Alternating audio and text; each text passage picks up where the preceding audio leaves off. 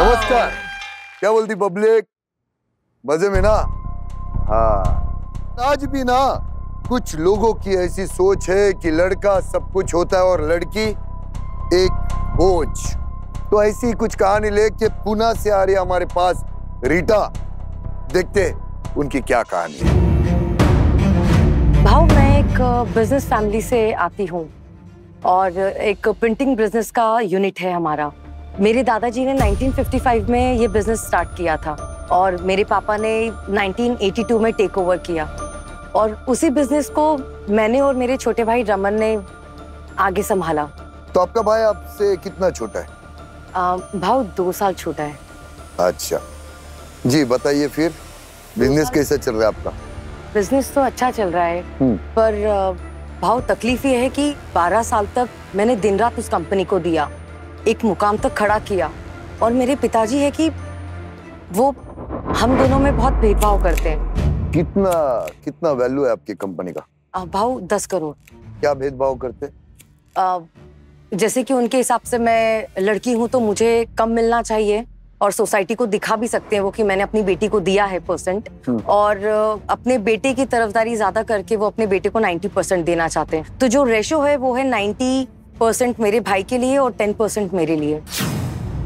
भाव, मेरे पापा को एक, आप कह सकते हैं कि नशा था सट्टे का। सट्टा? जी। ओए, हाँ। तो उस समय का है जब वर्ल्ड कप चल रहा था, उन्होंने करोड़ों रुपए लगा दिए और उसको कवर करने के लिए और करोड़ों रुपए लगा दिए।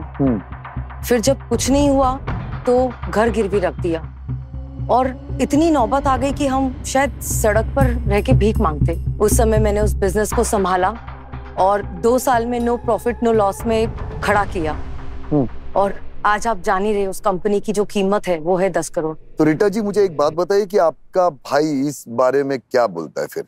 भाव, वो सारी चीजें ना अपने दिमाग में रखता है, तो उसकी वजह से कुछ पता नहीं चलता है कि वो कभी मेरी तरफ है या पापा की तरफ। मुझे ऐसा लगता है कि 9 करोड़ आने के बाद किसी का भी दिमाग घूम सकता है। भाव, मैं चाहती हूँ कि आप मेरे पापा को समझाएं कि भेदभाव ना करें, हम दोनों ही उनके बच्चे हैं। ठीक है, आप बैठिए पीछे, मैं आपको बुलाता हूँ। जी।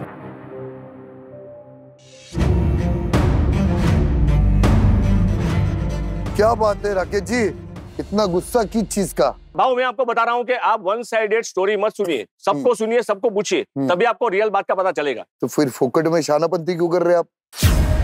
हाँ? बेटा और बेटी, इसमें फर्क क्यों कर रहे आप? हाँ? आज के तारीख में दोनों भी बराबर चीज है।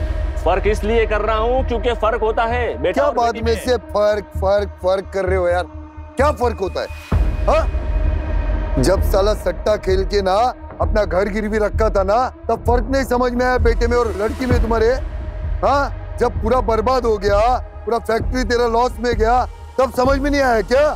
लड़का में और लड़की में कौन खड़ा हो गया? तेरा लड़का हो गया क्या लड़की खड़ी हो गई? कुछ लोगों का दिमाग का ना सर्विसिंग होना बहुत जरूरी होता है, समझा नहीं तो जंग लग जाती है।